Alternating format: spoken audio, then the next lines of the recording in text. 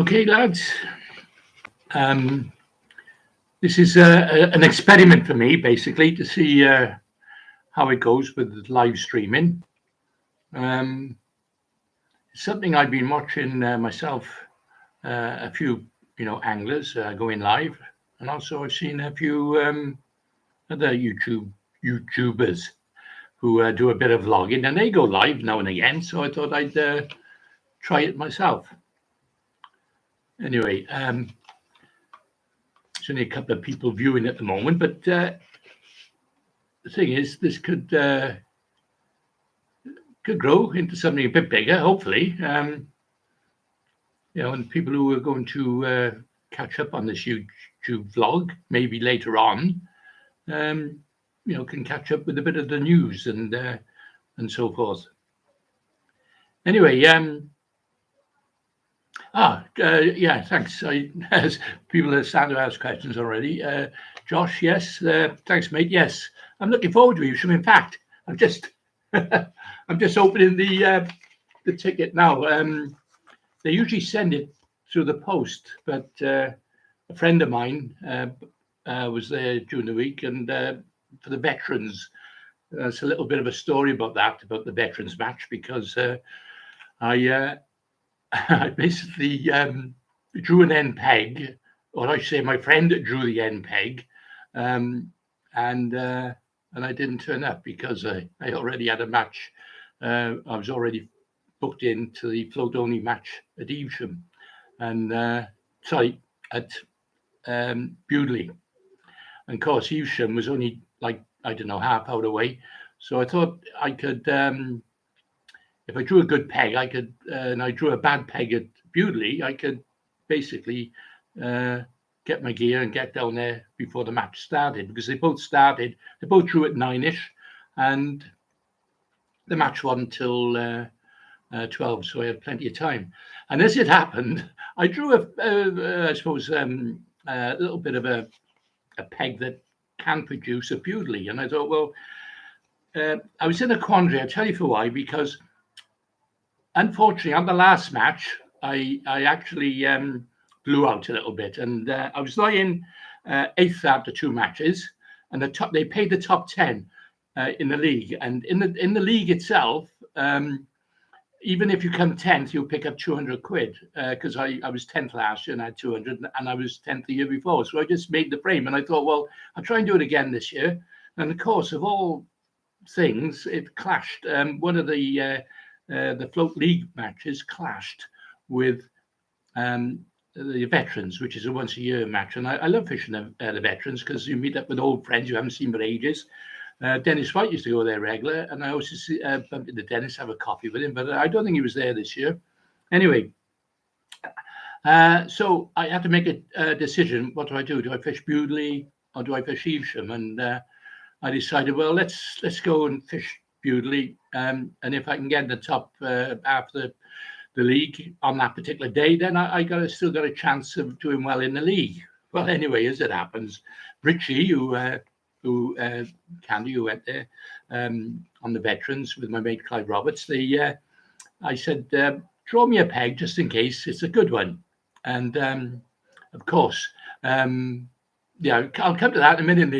Neil just made a remark now.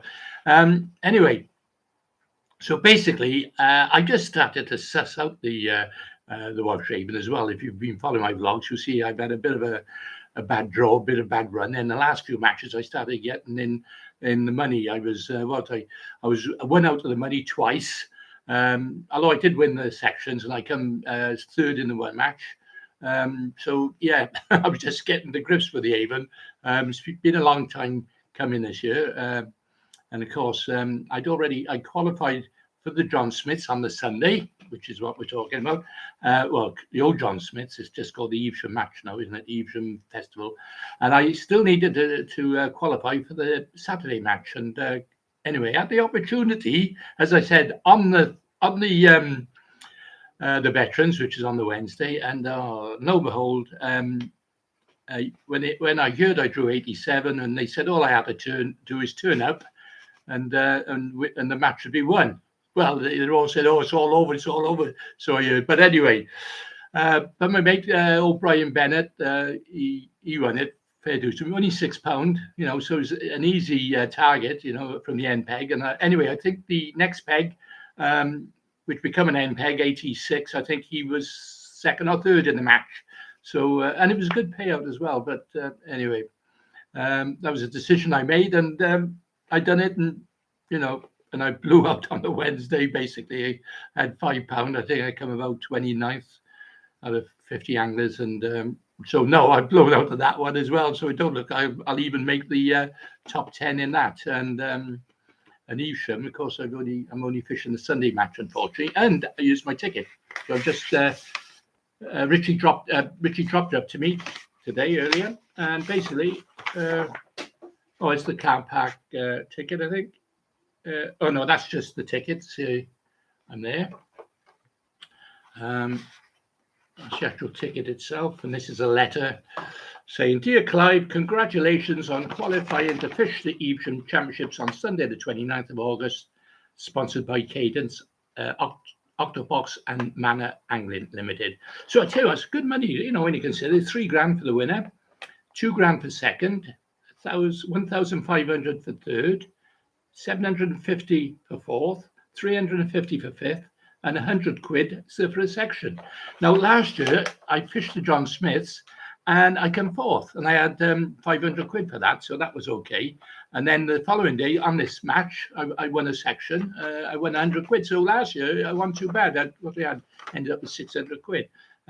Low weight matches, as Neil knows, Neil Smith. He just said start on the bread punch. Well, in fact, that's what I have been doing. And believe it or not, I got my bread here with me, and I got my grinder ready to basically make it into a punch. And I'll be doing that tonight, or I might leave it up tomorrow. And what I think just a one loaf will be enough. And I got another loaf for for the bread punch itself. So I'll liquidize this, as I said. And just a little tip. I mean, when I do this, I just break it into bits. It's an old coffee grinder. You can pick them up at the second-hand shops, can you, or boot sales. I think this cost me £10, I think. Anyway, all you do is just just break up the bits of bread, put it in. Obviously, put a lid on it, and then I put it through a sieve, just sieve it off, and then that gives me the crumb in, and then I'll end up with with enough for a couple of hours fishing, because you don't need to put a lot in. Now, Neil will probably know, because as he said, he started on start on the bread punch, which I intend to do, which I did on peg 75 when I qualified. I started off, and if you watch my vlog, you'll see I started off on the bread punch, and I started picking up little roach, or little ones like that, and then I had a little couple of pommies, what they call pommies, which are like a hybrid sort of thing. And then that died off, and that's what happens with the bread punch, unfortunately. Now, I was talking to Ian Shepherd. Now, Ian is one of the top lads on Evesham with the hemp. He's always in the frame, and he was telling me that he don't use a bread punch because he thinks that it'll distract the fish away from the hemp. But what I actually do, I usually put a couple of pinches of hemp in the ground bait itself, anyway. And in a liquidized bread, and then I tried to switch to the hemp later on. But I think, yes, it does fill the fish up, so you've got to be careful how much you actually put in, into the swim. And of course, in some of those swims, they're quite deep, so sometimes you need a bit of weight, a little bit of gravel to get it down as well. An angler who done exceptionally well using the punch on the Wallace Raven was unfortunately passed away, who helped to sponsor the veterans match race south, and he actually gave me a feeder. It's a big, I suppose about that size. It's a bird feeder. You feed birds with, and he's made it into, put a swivel on it and a bit of string, and he filled that with punch, and he lowers it in the water, and he caught over that, and that got it down in the swim. I haven't used it yet, and obviously it's something that I might try and use if I can. But yeah. So yes, I am looking forward to Evesham, as I said, this Sunday. A love-hate relationship, unfortunately. Sometimes you got to draw well. There's been a pike problem there at the moment. There's a lot of pike have been turning up, and a couple of lads been taking lure rods with them, and Susie, I think Jamie done that of Jamie Robinson, Cadence lad. He I think one of the matches of fish. I think he got one of the pike out. It was attacking his roach, and he put the lure in and got it out. I was watching Lee Gardner's one. He showed me his last match, and it was a roach about that big. It looked, artificial roach, but it looked perfect, really, for getting those pike out. Anyway, so who's that? Oh, that's David. Yeah, hi, David. All the best for the weekend. We'll see you on Sunday. Okay, well, if you come down, just say hello. I'll be making my vlog. Now, a couple of people asked me, what do I use? What sort of cameras and things like that. Well, the reason I started doing vlogs, I'll be honest, a lot of people write about their match reviews, don't they? How they've done. They write a blog, what they call a blog. And I came up with the idea a couple of years ago now. I thought, well, why not record it instead? Because after the match you go home and then you've got to write about it. You got to try and remember what you've done, and I think as you get older, your memory goes anyway. But anyway, I thought, well, let's make a video of it and let's see what happens. So I thought, well, I'll turn the video into what we call a vlog, and then I started doing that. And anyway, thankfully, to the subscribers, I got over 3,000 now, which is great. I do monetize it, so if you see any adverts, please bear with it. And you can do me a favor by actually watching the whole advert, because I get like fractions of a penny, but it mounts up, and it does help to pay a little bit for the vlog, and especially now, because I don't know if you actually saw the one at Bewley, but my little camera which I use, fell in the water. It fell off its tripod. So I've just dried it out. I just tried it, look, and it's thankfully it's still going, but I'm not sure what the recording quality is going to be like. So I will, I'll dry it out and I'll test it afterwards. So I use that. I also I have used in the past, a little camera, like a little spy camera.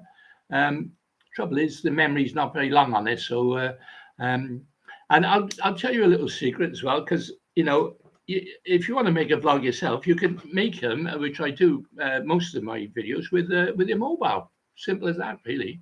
I mean, I'm using my my laptop now, obviously, to make this one, but you can record as long as you've got enough memory on your phone, and you can as long as you save it, of course. And when you get home, you got to transfer it onto some software, and you got to change to AVG, and then you recently I've just learned how to reverse it. So if you look at my earlier vlogs, you'll find that the river's going the opposite way, but now I reverse it, make sure it's going the right way, and so I use that. And I got a couple of mobiles I use, so and it gives me plenty of time. And also, you can with the software you can cut out bits. But I like to leave everything in, all the warts, all the tangles, because I'm not like other vloggers. They sort of cut their little bad bits out, and make sure they all look good. Then, do they? The camera always lies, because it reminds me of the time I was fishing down on the Hampshire Avon, and John Wilson was there at the time, and John Wilson, they were doing a filming, and with me, I was down there doing an article, that's all. And he hadn't caught any fish, and I'd had a couple of chub, and they come up to me and said, "Oh, can we borrow one of your chub?" Well, obviously, some big 5-pounders down there on Hampshire Avon. Anyway, they rehooked it, and then it looked as though he caught it. Like, so after that, I said, I never believe it, never believe half what I'm seeing on the films. But that was many years ago. It was the same when I done one with Gaza as well. I caught a big slab bream, and he hadn't caught any, so we done the same. And the funny thing was, you put the hook into the bream to let it swim out. I shouldn't be telling you this, because all those people, conservationists, might have a go about this. But anyway, he tried to push out and it wouldn't go. he had to poke it out, and it swam out, and then he looked so he caught it like. But yeah. So anyway, at least with when you watch my vlogs, you know that they're a sort of water or whatever happens. So let's have a look. Hi, Clive, Holland. Hi, mate. How are you doing? Uh, you start on the bread. You might miss the bonus perch. Right, you are right there, because if you notice on my vlog, not that particular one where I'm peg 75, but on the other one, I'm peg 81, which I was told by Lee Gardner that was the first time he's ever known that peg ever to get into the frame, But anyway, and I knew then that day, I thought, well, I've got to go for perch because it's not known, and I know there's perch. In fact, I'll tell you a little secret for the boys who do fish Evesham. There's a guy that I got talking to who actually does a little bit of diving. He goes diving in for poles and things, and he said he swam along most of the length of Evesham. He said there's pike in every, not pike, but perch in every peg almost, little clusters of perch. So when you go there, it is definitely worth going for them perch. Yeah, so you are right. Yeah. Anyway, thanks, and all the best of Sunday, Gary. Okay, cheers, mate. I appreciate that. I think it will be very hard. It's low, yeah, low and clear. I will set up a waggler, pinky rod. Yeah, I order some pinkies. What's that? And also ground bait, clothes, push the fish over. Yeah, I tell you what I've noticed with ground bait, and well, it happens everywhere. You put ground bait in, and initially it's like a dinner bell, isn't it? And the fish sort of think, well, let's have a look, what's happening? Food, let's eat. And then they eat, and then you catch very quickly for a short period of time, then they go. And I shouldn't say this because I'm a ground bait manager. No, I make ground bait, and that unfortunately does happen a lot. And I proved this on the Bristol Avon. I've loose fed him on one particular match. I was loose feeding. The guy next to me balled it in. He was catching all these fish, and quickly. And I thought, oh my God, I'm going to get stuffed here. But anyways, it happened. I just steady, kept loose feeding hemp and maggot. And in the end, I was catching. And then when his fish dried up, I still kept catching. And at the end of the match, I ended up doubling his weight. So it did prove that, sometimes loose feed will, but then it's a bit of a gamble because, and ground bait, as I said, as well as filling the fish up, it doesn't work everywhere, and I think on the Wallish Raven, it does initially work, but it does quickly fill the fish up and they go, and you notice how with bloodworm fishing in particular, although bloodworm is slightly different because with bloodworm, they will, the fish will stay longer or come back, over bloodworm. So, but that's a different thing anyway. But as you say, yeah, Stephen, I think it will be hard. Yeah. It's going to be the certain pegs again, but when it's low at the moment, I've got to be honest. This is the first year that I've known it to be so fair in it because nobody really knows where it's going to come from. All right, you still got your favorite pegs, 1 and 2, for example, 6, 7, 8. They're good pegs. They always produce. Then you've got peg 20, 22, 24. They're okay pegs. They produce. And in fact, I won a section. I'm peg 24. I had 8 pound of fish, and I didn't even win a section that particular day. Peg 20, 2 pegs above won it, and with 10 pound. Jim Broccoli, so, but anyway, that's a good area. Then the other favorite pegs, as you all know, is 35, 36. But the trouble is they've got hammered now. So, I don't know if that's going to be a good draw for Sunday, and bear in mind, because I'm fishing Sunday, it's going to get hammered or, it's going to get fished on the Saturday, which means obviously it's not going to be so good on the Sunday. Then the other pegs, and I've actually went off peg 52. 52's always been, because there's a lot of chub underneath, and 54. I've even 51. I remember one year, I think Sean Ashby was on 52, and he didn't go across for the chub. He actually fished on the pole, and I fished 51 above him, and I've had 10 pound of chub. I've actually drawn them up, and that does happen around that area. I know it's 54 as well, so it's a good area. Then you've got the 60s, and I tell you what, 63's always been a good one. That's the one before the ferry rope, and that always produces perch along there, So, but I've noticed 61 has produced. I've drawn 61 this year, and 61.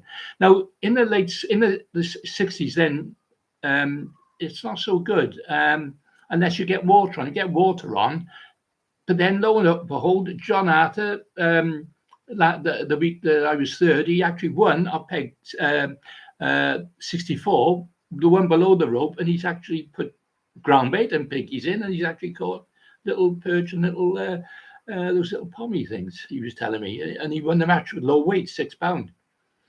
Another good peg at the moment, which I wouldn't rate enormous, is peg 71. Now 71 is right by by the fence in the trees. You've got some trees. No, I've been drawing 72. I don't know if you've been following my vlogs, but 72. I drew it 4 times last year, and once the first match this year, I drew it again, and that's a bloody hopeless peg because it's really deep, But 71, and I tell you, who won up there was Skinner. He's a good angler. He's a good local angler, but he actually won a match, and he was telling me he caught bits here, inside, outside, everywhere. So then, of course, 75, I think, is a good peg because that shallows up.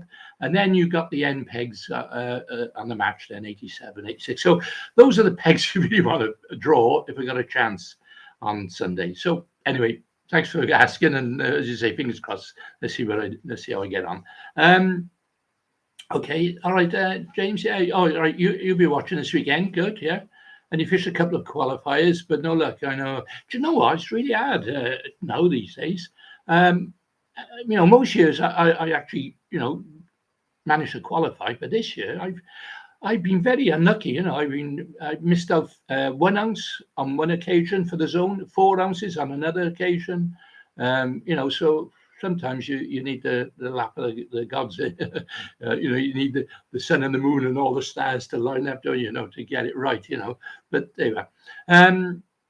It's the same with the Riverfest. When I first started the fishing Riverfest, I qualified 3 years running. I think, this is easy.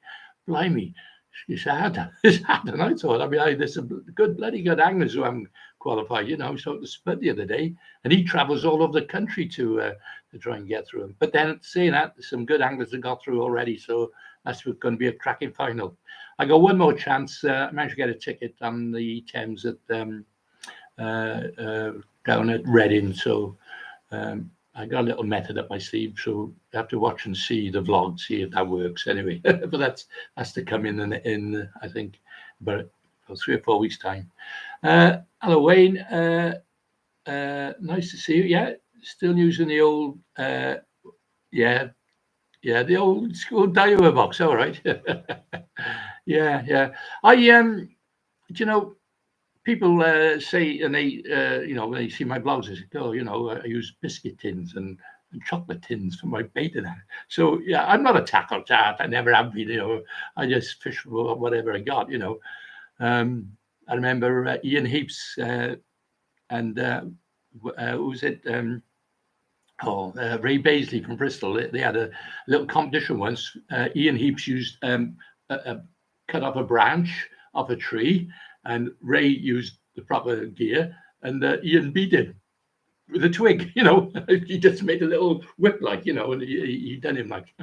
So it's not always about tackle, is it? It does help. Obviously, you got half decent tackle, but I think at the end of the day, it's what's on the other end. The angler. But they were so good for it. Anyway, right. I still use my 501s, of course, my Abu 501s, 506s. I got the later ones, 507s I use now, which is, I find them, I know a lot of people think they're old fashioned, but to be honest, even today, they're 30, 40 years old. They're as quick and as good on my type of fishing, which is like stick float, waggler fishing.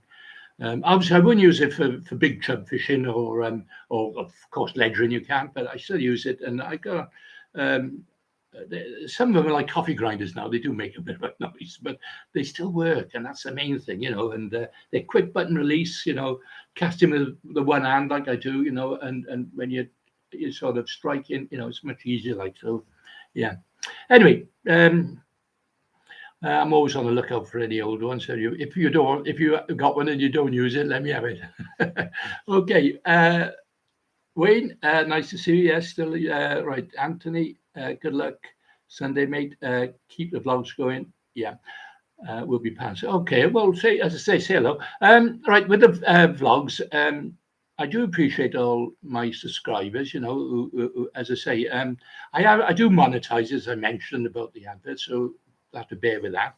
Um, I'm going to try and monetize it a little bit more because I'm going to offer little incentives because I do coaching.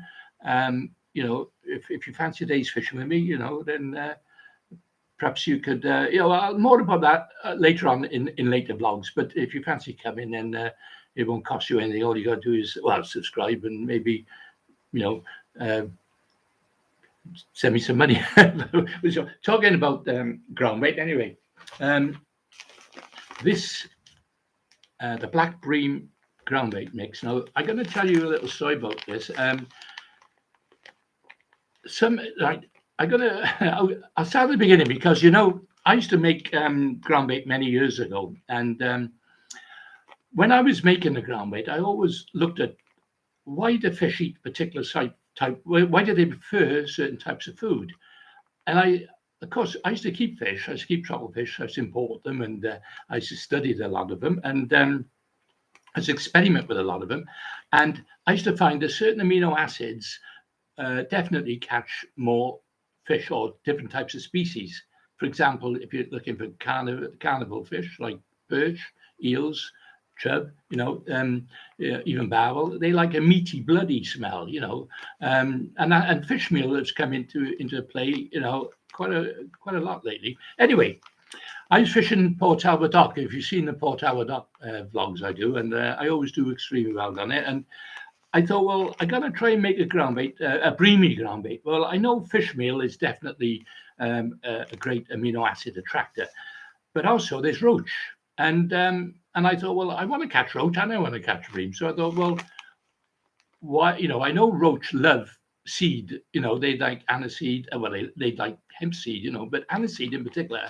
Uh, and it goes back a long time. Aniseed, it's a great, you know, additive, which I learned even as a youngster. I remember one lad using it and catching loads of fish, and nobody else could catch any because he was using aniseed. Anyway, so I buy aniseed and I grind it in my machines and I mix it with fish meal, and of course I use the base ground bait as well. And I thought I'd try it on the dock, and lo and behold, it was marvelous because it brought in the bream and it brought in the roach at the same time. Now, ever since, a lot of anglers have been using this, and one of my mates now, Russell, I don't know if you know Russell Millwall, he actually won match on Wednesday using it on Thursday, sorry, on the Wash Raven down at Twinning, is it? Twinning, yeah. I mean, I won it, but my other mate I was talking about, Richard Candy, he's actually won 5 or 6 matches on the dock, you know, before I started coming back, of course. But no, so you know, it is something special. You can make it yourself, actually. All you got to do is get aniseed and fish meal and mix it with a bit of, you know, a base crumb or something, you know. But anyway, that's. I thought I'd just mention that because it's doing extremely well, and of course it's a dark color which blends with the background as well. So, you know, I don't know what your theory on that is, boys, but yeah, I also because there was another ground bait, Richard Alice, Richard from Hereford. He wanted a barbel mix, and he wanted a red color to blend in with the riverbed. So I similar thing. I made it with fish meal, garlic, which they like, and anyway, he started using it. He was catching loads of fish off it. He tried other ground baits in comparison, and he found it worked very well. But anyway, that's enough of me pushing my ground bait. I don't know if there's any other questions you want to ask. Good luck Sunday. Thank you. Yeah. As I say, if you're going past, just say hello, and you know, be nice to see my subscribers and, you know, people who follow me. Hopefully, I'll be having my camera set up, and obviously I'll be doing a little bit of I'll tell you know, I'll be concentrating, but I'll try and talk to you if I can, and see what happens. Let's hope I get a good draw. Anyway, as I said, Who's this? And I love to see you fishing with the match float. Yeah, so smooth. And okay, yeah, okay, yeah. Well, look, I was brought up on the waggler, to be honest, Gary, and when I was a youngster, and that's all we learned really, waggler fishing, and of course, I've learned. I learned at a very early age that it's timing and it's rhythm and everything else. And the way I fish, you may have seen me, sort of one-handed, hook the bait, and I just cast with the one hand. I don't pull it back and cast. I sort of make it in one motion, because it saves that precious split second, and seconds count, I suppose, over a period. And of course, my claim to fame is when I did win the world championships, I was next to the best anglers, waggler anglers at the time. I was next to Dennis White, Kevin Ashurst, who was next to him, one peg away. Then there was Tom Pickering, and so there was a bunch of us in a line. And for me to beat all them, was great. And of course, in my younger days, when I didn't need glasses, I could see what I'm doing. And yes, I like to think that. Well, I tell you, in fact, I tell you what happened. People might not know this, but after winning the before winning the world championships, I was runner-up in France using a waggler, and then I won the world championships, and then of course the Welsh team won the world championships using the waggler. I was top weight the second day. I didn't fish the first day because I wasn't selected. It was a bit of a disaster. It was all, we had a little fish off the day before, and I caught a fish. They wouldn't allow it. It's in my autobiography, by the way. You want to read it? But anyway, the Spanish and the Portuguese anglers, they started calling the waggler method the Branson method, and I thought, oh, that was really nice. And the Italian Federation offered to pay for me to go over to teach the international lads how to fish a waggler, which unfortunately never transpired, because again, that's another story which is in my autobiography. But I like to think that the waggler was my method. I like all methods, like everything else. I remember when we first started on a poleitis we had in them days, but I soon went back to the waggler, and I proved I can beat the pole many times on the waggler. Now fishing Port Reservoir, I'd never get. I had one of the local lads fishing a feeder, and I fished the waggler up in the water, and he said, "Oh, you never win nothing with that." Well, I doubled his weight, won the match. So anyway, that's another story. Stephen, Billy Lane, Billy Lane used aniseed, did he, in the 50s? And Ivan Max swore by it, yeah. That's interesting because, aniseed is a great smell, great flavour. In fact, I eat aniseed sweets. I smell of aniseed all the time. But no, aniseed's a great additive, and I use it quite a lot with a lot of my mixes. And who's this, Stuart?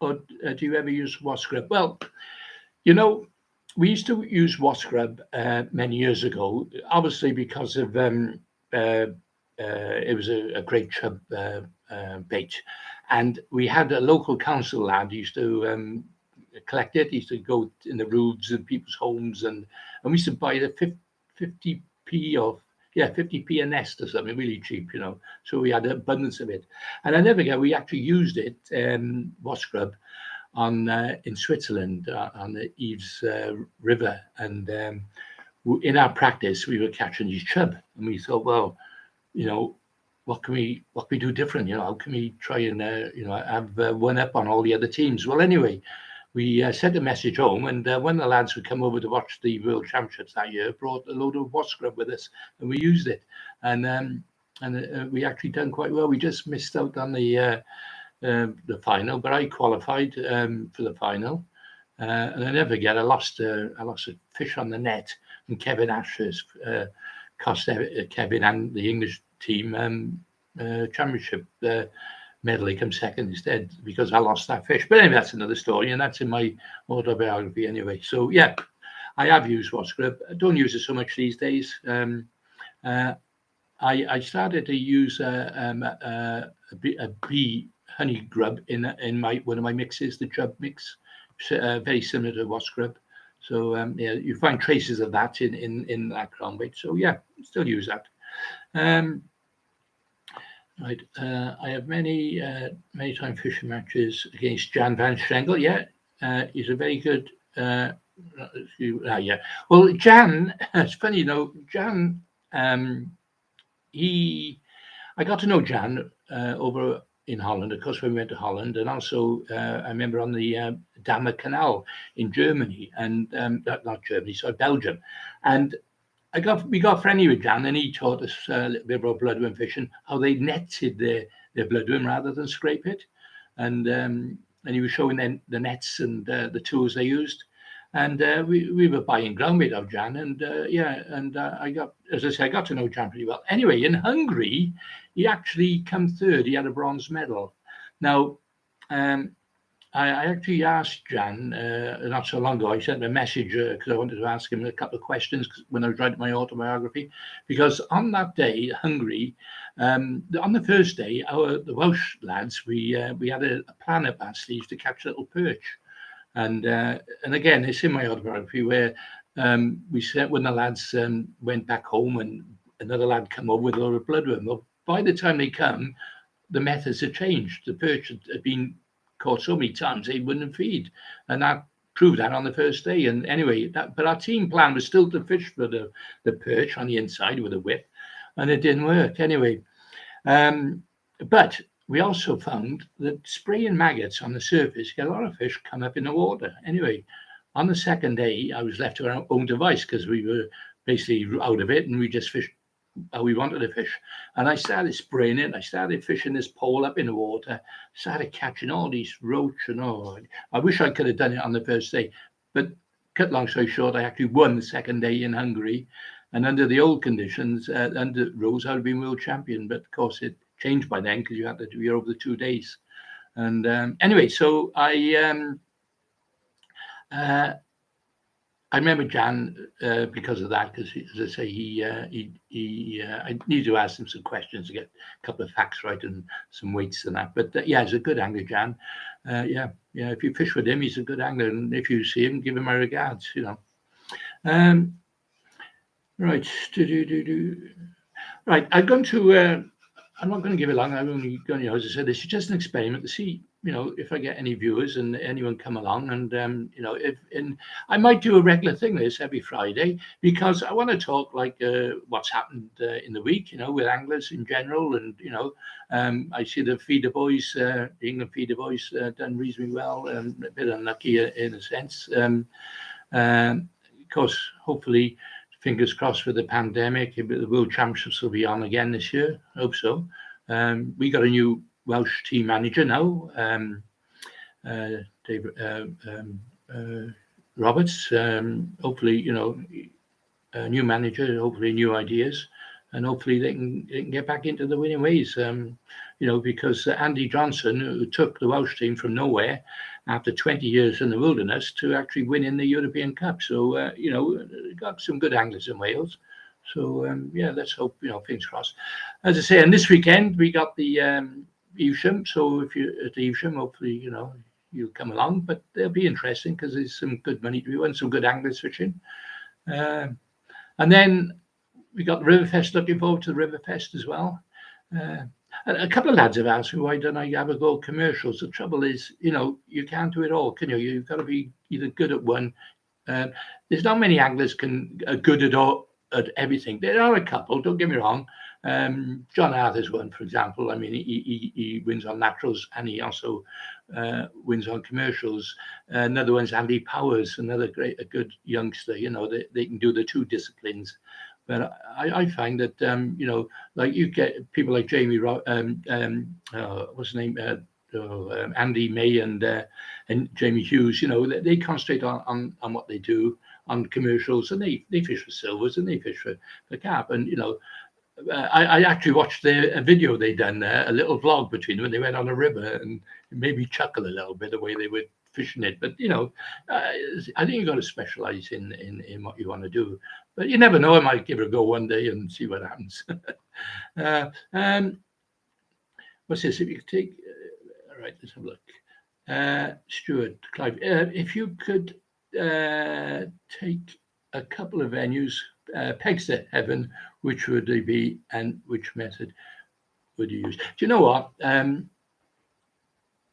A lot of people probably never ever fished the River Taff in Cardiff. No, years ago when I was a youngster, the River Taff was actually fabulous. It was, full of roach. It was running black with coal dust, and we used to catch loads of roach. Do you know what? If I could go to heaven and take a river, I'd go back to my childhood days, and where we used to catch and all them roach. Never forget. I was a youngster when I first met Kevin Ashers. He actually, because he was a maggot breeder, and I think he was delivering maggots down our way all them years ago. And he used to make a point of coming to the open matches we had there, him and a couple of others. And he used to come down, and that's when I got to know Kevin. And he's a great lad, he got time for anyone if you talk to him. And he was a mind of information. And he fished the Taff, and he fished casters. Nobody ever fished casters, and I think he was either winner or second. But great lad. And otherwise, it'd be the River Wye. We brought up on the Wye. Now the Wye is slightly different than a lot of rivers because it's not as fish as much, I don't think, and there's lots of big fish there to be caught, and you've got to tack it in a way. You've got to make sure you take at least a gallon of bait with you, if not more. But then you can draw on a peg. There's no fish at all, and you've wasted your money and your bait. So But again, it's a great river. Chub, Barwell have taken over a little bit now, but chub, dace, roach. Yeah, so that's another place. I would definitely. And of course, you can't fish the waggler so well on the Wye. Although saying that, I did fish a waggler in one match. I caught 2 barwell for 20 pounds. So took me ages to land the bloody things. But anyway, but of course, bolly fishing, chub, balsa, balsa floats, that sort of thing. The old loafers. So that's another method. Yeah. I don't like fishing feeder fish in Edrin. I can do it, and I proved I can win doing it. But it's that's why I do like the Port Talbot. By the way, if you watch my vlogs, I'm always I never put my rod in a rod, and so it's always out and twitching it and working it all the time. I couldn't just sit on my hands. So so I'm a float man really. More than anything else. So yeah, those are definitely my methods. Good luck on Sunday. Looking forward to the video. Yeah, okay. Yeah. Let's hope it don't rain. No, I think the forecast is quite good actually this weekend, so it should be okay, I think. A good one would be on a canal, a match canal. Yeah, one river, one canal. That would be interesting. Yeah, well, we used to fish canals many years ago. I remember fishing the National on the Oxford Canal, for example. I just missed out on the main frame. I was 11th or 12th in the match, and I lost a chub. I never forget, under the bushes on a pole. And if I'd landed, I would have been like right up there. But there you are. That's what. Yeah, the canal. I always look at a canal and I think to myself, it's because it's you're limited what you can do, and you've got to make swims, haven't you? You've got to have one over there, you got to have one over there, you got to have one underneath the feet, one down the track, and if you've got like 5 swims going, you can go for one, catch a fish there, then move to another one, catch one there, then one down there, then one there, and that's the secret, and to keep alternating it, and so that you don't fish that that bit out, unless of course you've got plenty of fish. And so sometimes on the deep wide bits you get more fish. I remember having 17-pounder skimmers once down on the K&A Canal, Kenton Avon, and there was a lower fish there, and I caught them all in front of me on a whip. So, but it's not always like that, is it? Canals, it's like you've got to take it easy. And fish swim, they come in, they go out, they go up and down. So yeah, so there's all them things to take into account. So yeah, maybe I will. I'll tell you what I'm thinking of doing. I don't know what your opinion about me making some sort of how to do videos. Rather than a match, have the video just going. With me match fishing. but actually go through the whole like waggler fishing or stick float or jump fishing or something where you can see and I can show you exactly what I'm doing. Because you probably people who know me remember that I used to made a couple of teaching videos many years ago. When videos first came out. Because I was the first one to introduce Clean River videos. And I wanted to make sort of teaching so people can learn off the videos. Well, of course, now with YouTube and social media and vlogging, you can do these things. And I'm thinking, well, yeah, why not do a couple of videos? No, not matches, but just basically, how to do it and how I would do it, and little tips, little things I pick up over the years. So yeah, if you like, give me a thumbs up on that, and I'll think I might do it.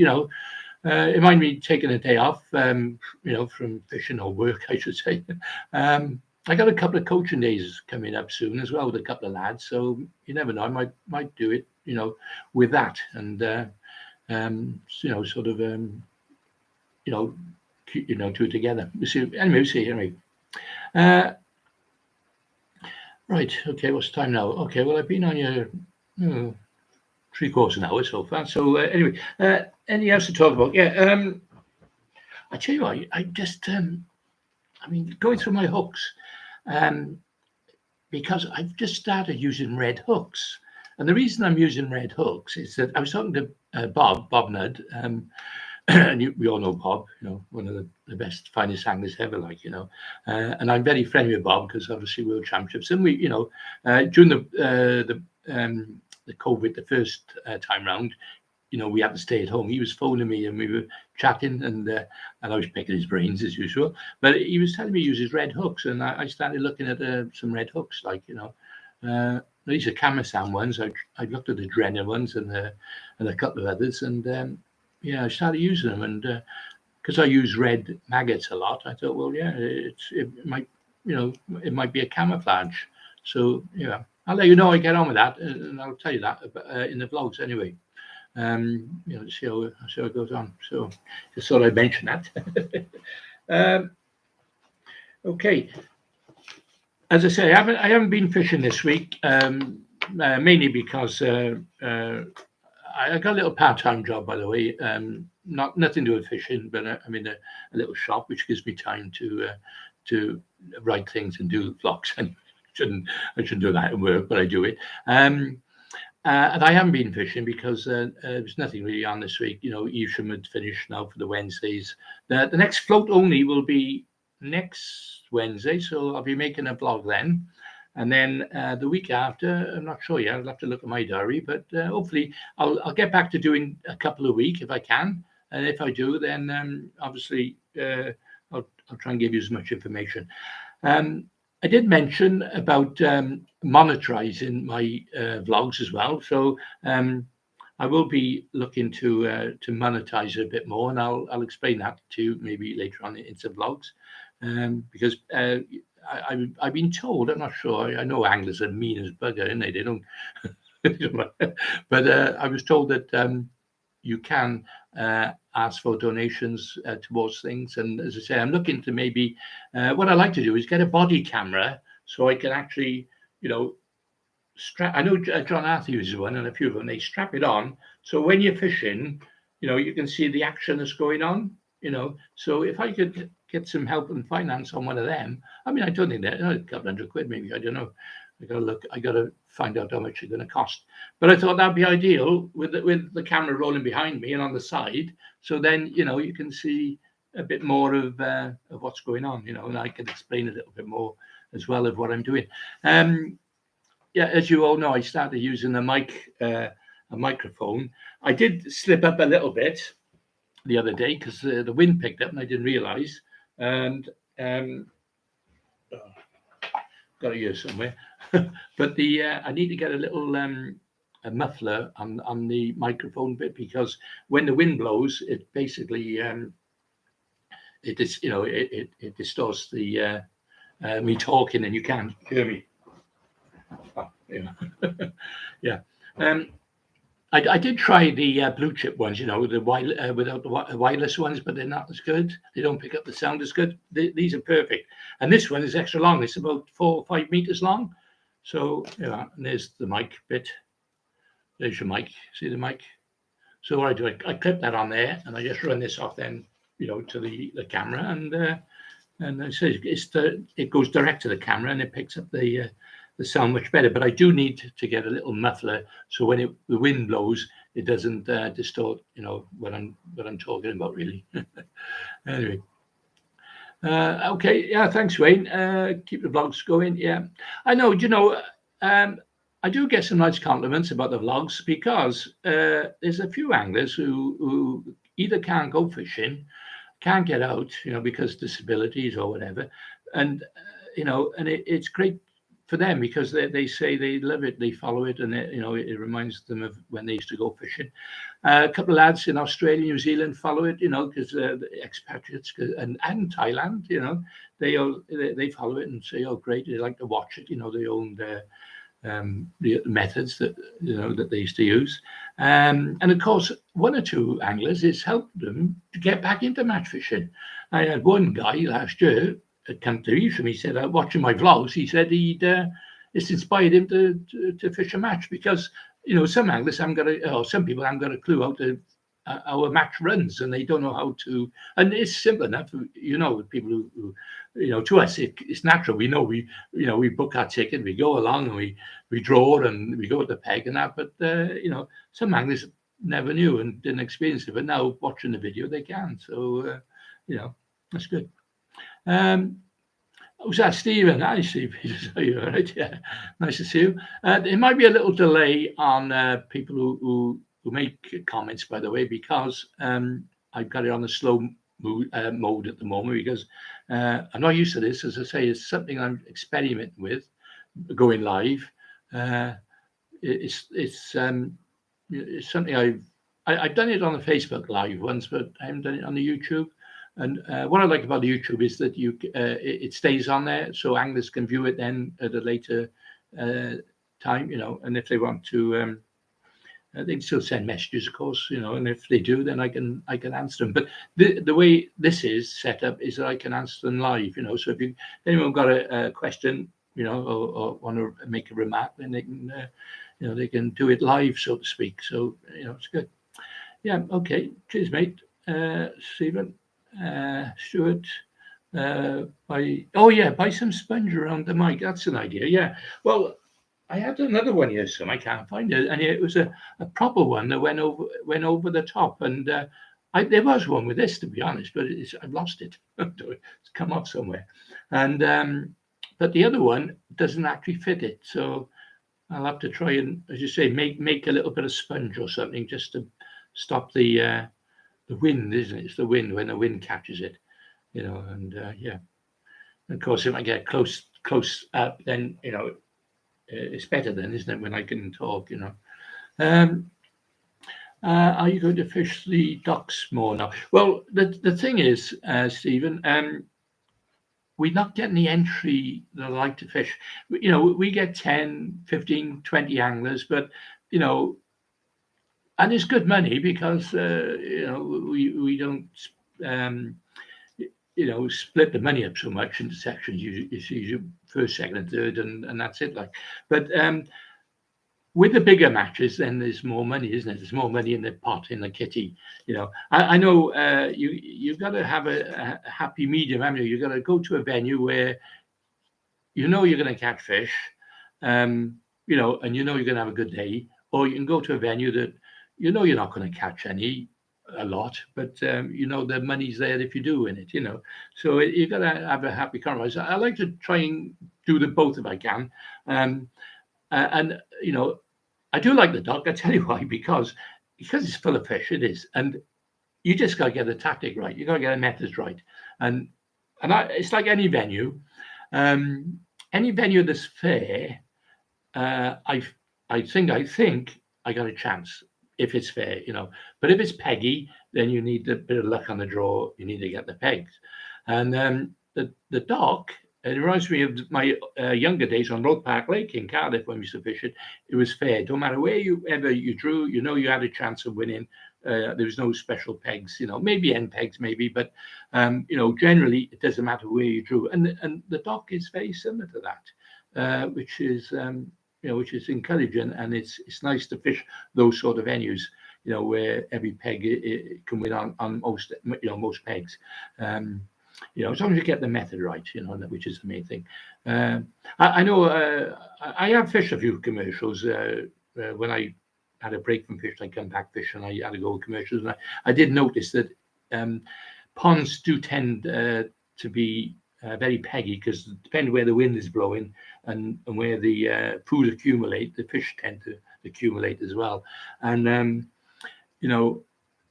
and I remember fishing the local commercials, and we knew when we drew if we had a chance or not, and it's a bit off-putting then, okay, there's always a section to go for, but no chance in the main frame.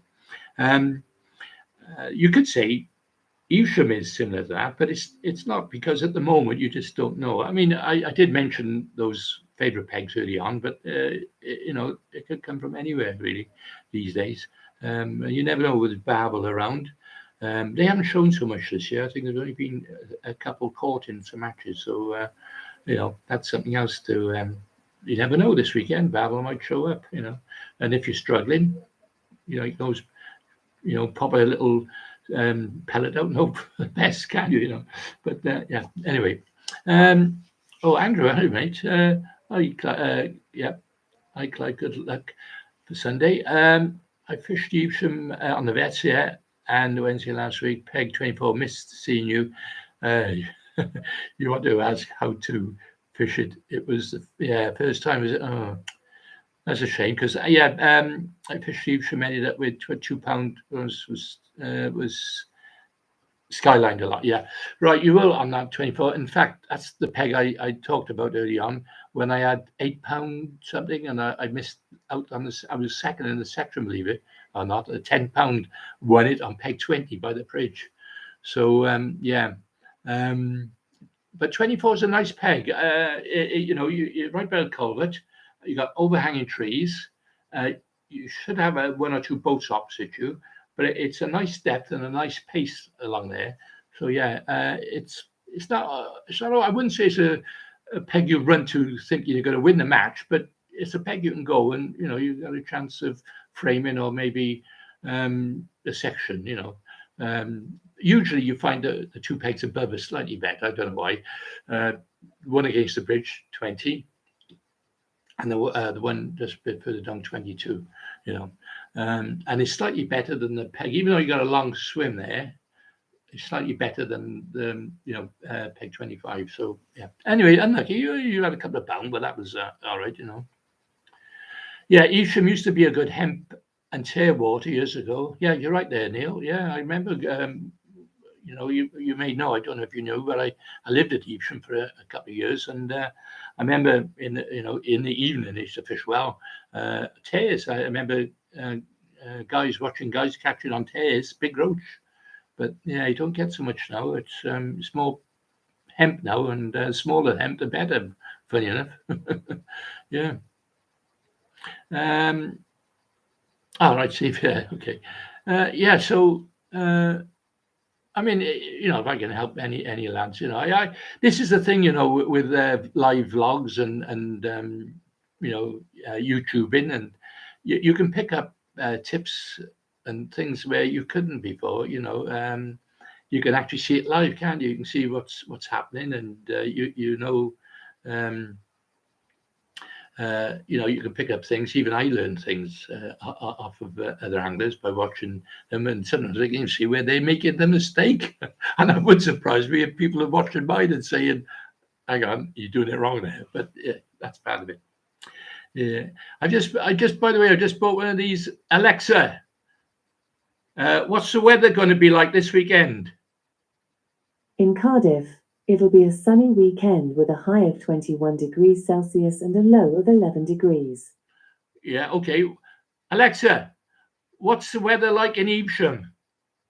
In Evesham, England, it'll be a sunny weekend with a high of 20 degrees Celsius and a low of 9 degrees. That sounds good. Oh, thank you. The madness, isn't it? Technology these days. Who would believe it? I could ask you some fishing questions, I suppose. Yeah. Alexa, who is the best match angler in the world? I don't have an answer for that. No, not me. So a lot of people think it's Bob Nudd, but I think who's the other lad, the 5 times world champion? Yeah, he's pretty good as well. But hey, who knows? Everyone's good. Everyone's good one day, one time in their life. And I tell you what, match fishing is a great leveler sometimes, isn't it? And I think that's why we enjoy match fishing, don't we? Because you never know. We all go there, expectations. We're going to do well. We got ideas in our mind. Sometimes when we draw that number out, we think, "Oh my God!" But it's all about positive mental attitude, isn't it? And I think when the subscribers send me a message and say, "Come on, Clive," I was going through a bit of a bad patch last time. Come on, things will come around. They do. Sometimes you'll have a run of bad draws, and all of a sudden you get a run of good draws, and you just got to make the most of it when you can. Okay, right. Okay, I think I'll leave it at that. It's been over an hour now. Anyway, thanks for all the lads who've been watching, and anyone else who haven't watched the live streaming, they can always watch it again, and you can always send me some questions if I've missed any, and perhaps I can then answer them. And what's that, like the live commentary? No, yeah, I was saying about the microphone. Yeah. Basically, it's added a new dimension to my vlog. So, because what I'm trying to do, I'm trying to think and talk of what I'm doing at the same time. So, we as anglers sometimes, don't we? We tend to do things, and other people looking at you thinking, well, why do you do that? But now, obviously, with a mic, I can actually hopefully explain the reasons why I'm doing things and what is happening at the time. And because before I used to just run the vlog and people just watch me fish. I was talking to another lad as well, and he was saying he starts on the vlog and he'll skip all the way through it just to see the end bit. And I thought, oh, that's a waste of time, isn't it? You got to. So, but then he sent me a message saying, oh, it's made him watch the vlog all the way through. So, as I say, it is a good idea to actually talk, when I'm on there as well. So, what's that? Matches, fishing, good luck, and the right moment. Yeah, you're right there. Yeah, it's making the right choices at the right time and the right decisions. I think I'm going to admit I've caught some good swims up sometimes and done the wrong choices.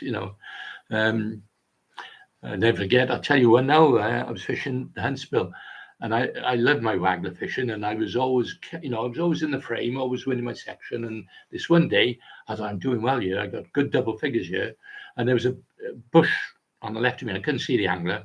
Anyway, I weighs in 14 pound. He only goes and weighs in 44 pound of bream on the feeder. So. Yeah, you make the wrong decision sometimes, but then that's what match fishing is all about. It's all about enjoying yourself. Yeah. Okay. All right then. Well, as I say, thanks for watching, and thanks for subscribing. That's the main thing. And I'm not sure how it actually works with the vlogs about sharing. I always see that button. I don't know if anyone can tell me what that's about. Whether you can share it to other people or something, I don't know, but what's this? Yeah, I think YouTube could do with restocking, and it used to be really good. I know it used to be very good. I don't know. I don't know whether it's the predators now. I don't know whether it's the cormorants. Not cormorants, so they call them pike. I tell you what, you get a lot. There's mink. When I was on peg 14. I was on 14 this year, and I looked across, and in there was a garden there, and in the garden I counted 8 mink all playing around, and the owner shooing them away like as if they're a nuisance, like. But so yeah, I'm sure that's going. All these predators are going to, as I say, I caused a little bit of a stir on social media, didn't I? When I said on one of the Facebook pages that I think pike becoming more, if you like, a problem than than the birds and the goose, than cormorants. Of course, I was shot down with a wall of flames there and by a couple of people, but because I said, well, look, in the match I fished, there was at least a dozen anglers, all lost 4 or 5 fish each. Now, if you multiply that up, that's a lot of fish being killed, and eaten. All right, I know fish have got to survive, but it's a shame that the pike are taking them off our hook, and it's costing us money. It cost me a lot of money in those last few matches at Evesham. It's getting piked out all the bloody time, And there's nothing. I had a theory. Right? I'll tell you what my theory was. Right, a pike will attack a fish in distress, and that's why they attack you when they're on the hook, because they're not swimming as fast and they're struggling, and you're reading it at a certain pace. And I'd noticed that other fish, and pike will ignore other fish if they swim up by them. They won't even bother to try and attack because they know they're going to waste their energy. Well, I had a theory, and it worked for a while. I was up at Evesham. I was on peg 6, I think, and I was being piked out. And I thought, well, what I'll do, I'll start reading these fish in very slowly. And they were coming, as if the fish weren't in distress. They were more or less swimming towards me. And it worked a treat until I went to lift the bloody fish out. Next thing, the pike jumps out of the water. And I thought I got his sus because I brought a couple in, quietly, slowly. But I noticed when I was bringing them in fast, that's when the pike would attack it. So, but I think that I might be worth looking at, if people do get a problem with pike, bring the fish in slowly and, they're less likely to get attacked. I know it don't make sense, but maybe that's the answer. Maybe I don't know. Ross is only from. Oh, you only live 10 miles away, do you, Stephen? Okay, yeah. Well, I used to live right on the river once. I did, and it's it does give you a big advantage if you do live local, on waters and there's matches on there, because you can get down there and try these little things. There's a couple of things I'd love to try. At Evesham, I'd like to try bread punch on the waggler, knobs put out, go down the middle, and I'm sure that would work. But I don't want to do it in a match because, if it don't work, I wasted my money. But if I could practice it, if I live locally, I could go and do it, But there, that's something else. Yeah. Right. Okay then.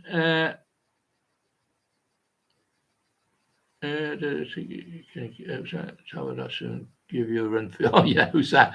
Andrew. Yeah, that's Clive. I'm hoping that I can get to Port Talbot. Give us a run. Okay, I look forward to that. Do you know what? That's something else I thought about. Get like 1-to-1 anglers. I know Jamie and Jamie Hughes and Andy May. They do these little things. And I thought, well, why don't we do a little bit of a league where you have a 1-to-1? And maybe film it even, and have a big money on it. Could be a good spectator thing to watch. There you are. So all ideas here, all the time. Coming up with good ideas. Neil, where do you prefer, the Avon or the Severn? Now, if you said, do I prefer the Avon, Severn, or the Y, I would say the Y. But yes. I do like. I like them both, to be honest. Yeah, it's hard to decide. The Severn is a bit further for me to travel than the Avon because it takes me an hour and a half to get to the Evesham and about 2 hours to get to the Severn. At Kidderminster, Bewdley.